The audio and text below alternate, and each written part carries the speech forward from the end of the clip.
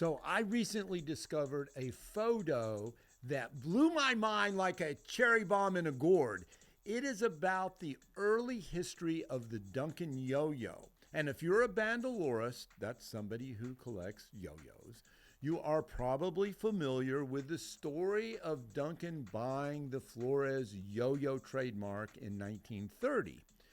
So here's the setup for the story. Don Duncan started his own line of yo-yos, the O-Boy, in 1929.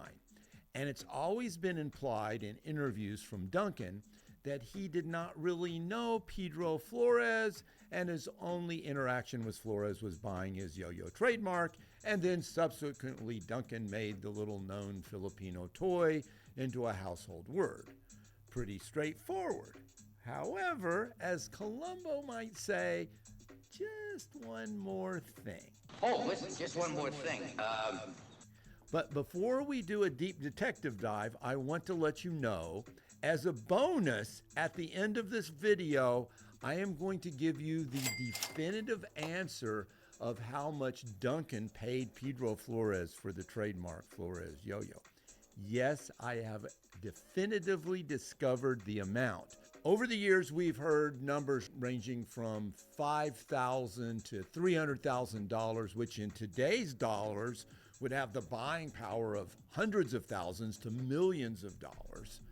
Matter of fact, George Somera, an original Duncan demonstrator, who was the brother of Hall of Famer Gus Somera, said in a 1976 interview for the book The Mature Person's Guide to Kites, Yo-Yos, Frisbees, and Other Childlike Diversions, he was quoted as saying, Duncan was very generous to Pedro Flores and gave him $25,000 for the trademark rights. But that is not correct, so keep watching. In that very same book, this photo appeared, which is part of a Duncan marketing campaign from 1932, and it also appears in Malco's book, The One and Only Yo-Yo. Malco's version shows some of the cast members of Our Gang, that's AKA the Little Rascals, which was a hugely popular short film series created by Hal Roach. It started in the silent era in 1922 and ran until 1944. So you're like over 2 decades these films were made, and they made over 220 of them. And reruns of these films continue on TV to this day, and you can even see them on the internet if you look them up. And in the 1930 film, Bear Shooters, the yo-yo appears. Hello, Mary. How are you? Fine. What? I'm going to be good to you from now on. Now, you want my yo-yo? What I have to do for this?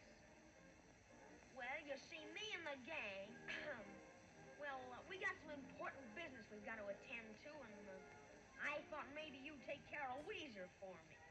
No, I won't. I know. You're going camping and I'm going... Now, in this photo, we see our gang members, Spud, Weezer, Farina, Joe, the dog Pete the pup, Gene, and the politically incorrect Chubby, which we would now likely call Fluffy or maybe Stocky. Actually, depending on whatever the country you're in, you might even call him Skinny now. You might notice there are 2 overweight actors, which is important, and I'll explain that in a minute. Now, it's clear that the cast are all holding yo-yos, and in front you can see an early display box of the Duncan Yo-Yo Company, which is extremely rare. Here's a later colorized version from a magazine article. Now, a complete mint box of Gold Seal yo-yos would be valued in probably the $1,500 to $3,000 range, or a trade for a firstborn son.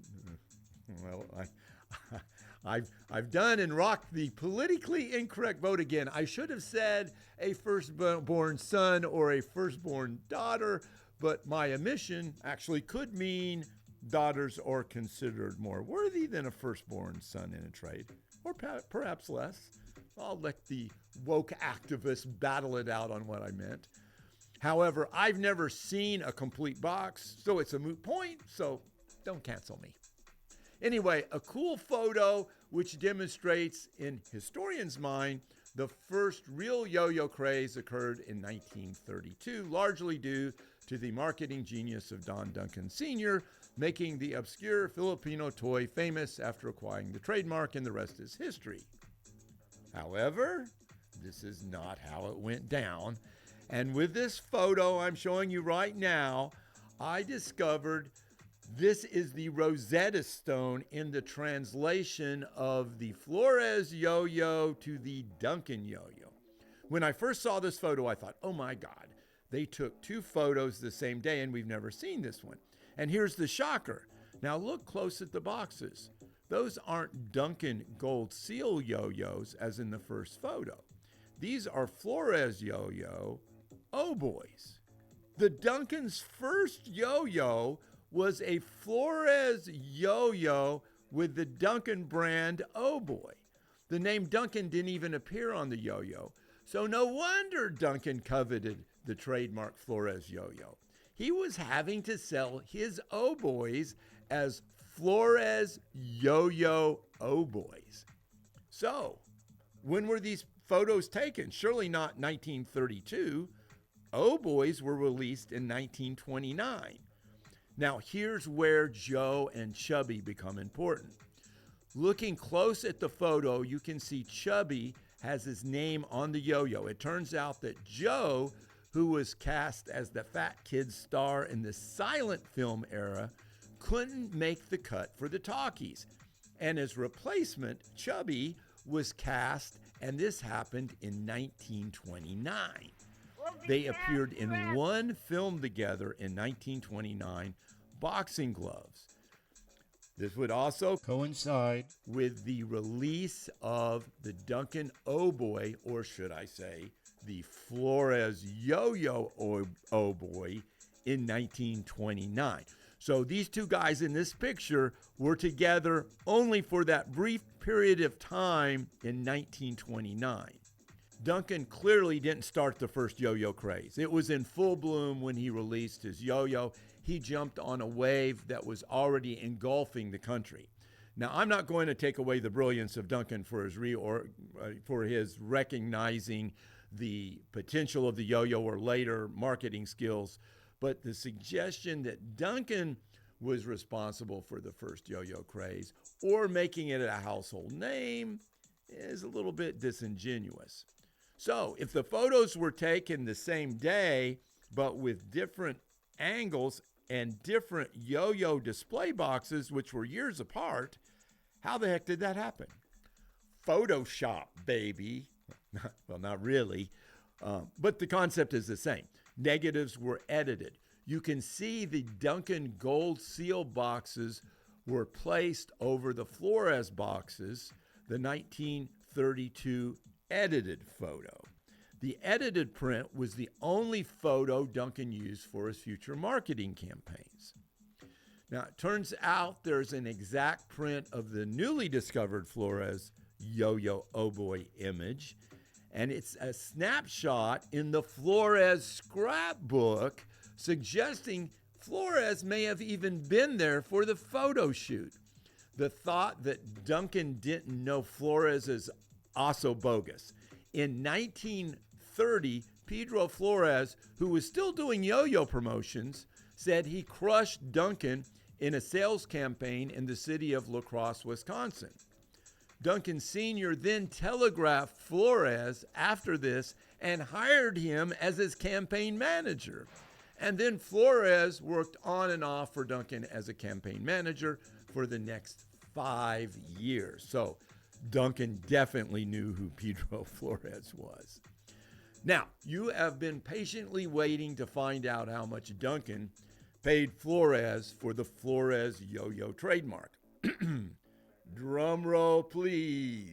The answer is zero. That's right, you heard it, zero. And you heard it here first. Flores had already sold his rights to another company in 1929, who then sold the Flores Yo-Yo trademark to Duncan in 1930. Flores sold the trademark for $15,000 to his previous partners, and then he lost it all in the stock market craze of 1929. And also, he said, partying and spending money and stuff like that, too. He did love to drink and smoke. And now you know the rest of the story.